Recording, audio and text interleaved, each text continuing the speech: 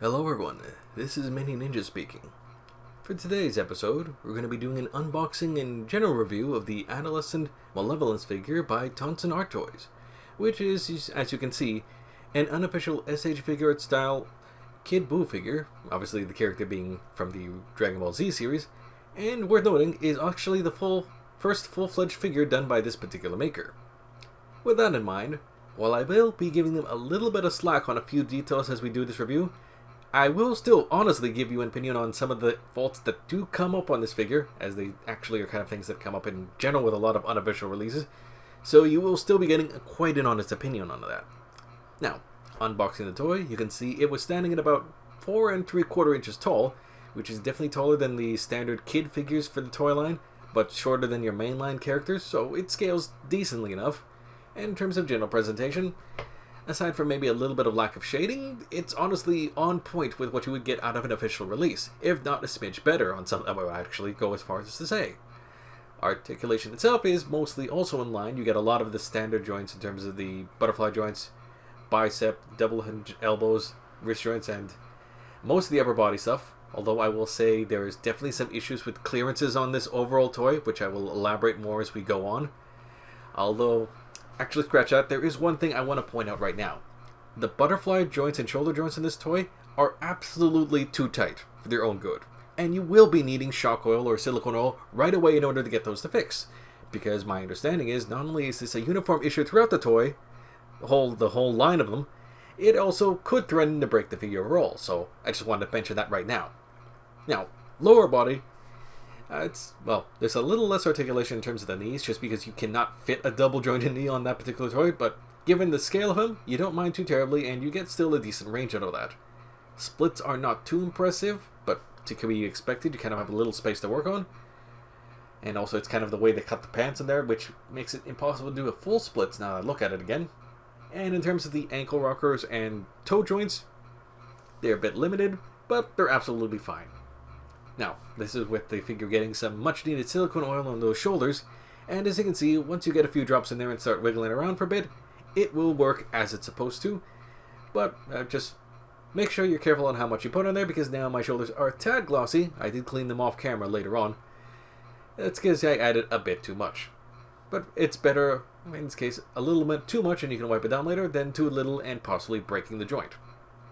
But yeah, I would say this is kind of a quirk I have with a lot of the third-party figures that come out there. They always seem to have joint allowance issues in terms of the arms and such, almost as they're overcompensating and wanting to make sure they aren't loose by any means and falling out, but then they go the wrong direction and then threaten joint breakage. But that's enough of my mini rant there.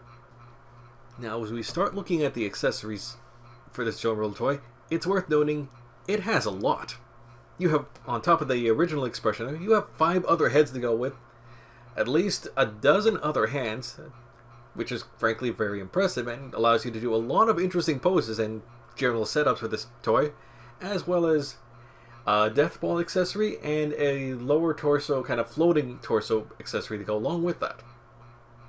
Now, just to kind of mention it aloud here, there is a difference between the accessory included with this and the more manga version, which basically kind of breaks down to, aside from a different color scheme overall, between what they include on the manga and what they did for the anime, you also have a few different expressions going on there, and the hands are actually unique between the two versions, because with the anime hands, you have the individual defined fingers with the black fingernails, as opposed to the manga one, which actually has more blobby hands in general, where aside from maybe the thumb having a painted fingernail, the rest of it is just an amorphous shape.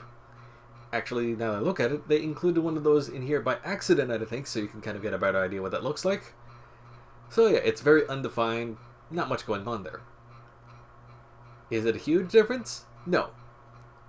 Does it mean, though, that you aren't getting a complete version of the figure, because the energy effect is also different between the two? Yes, a bit of a pet peeve of mine. Because the other one, the energy volley that comes with the other figure, is very neat looking, but not as much of a fan on that color scheme, so you kind of have to double dip if you want to get a more complete picture on what the figure has to offer as a whole. Speaking of dipping, I would probably advise for this particular energy effect hand with the peg, you want to dip that in the hot water before you try to mess around with the death ball effect, because I find it doesn't tend to pop in the easiest, and as well as these little waves on the side, Once you do get them in, they're great. Very nice translucent look to them as well. But they tend to pop out fairly easily, I would say. And the last big accessory here is that floating upper torso there. Normally it's that with Boo with a taunting look on his face, which is one of those faceplates in the back. And of course you have this middle finger hand.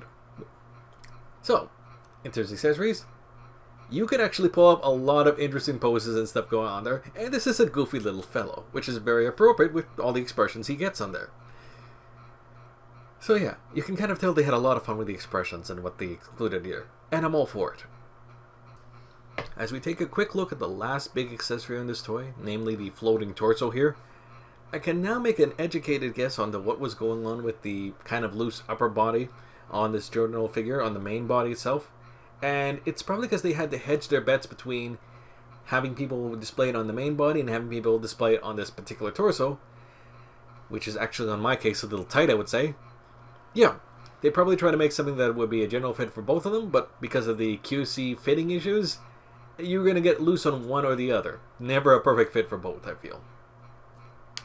Now, with that in mind, my general feel in this toy is, while I would say it's a touch expensive for the scale, I'm not going to lie. With all the accessories and stuff going on there, plus the general finish of the toy, I still don't feel bad about having spent that little bit of extra cash on this one.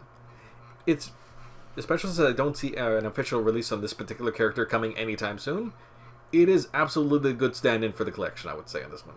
It's not something that you want to keep in general, because I don't see an official one having all this stuff on it when it does eventually come out.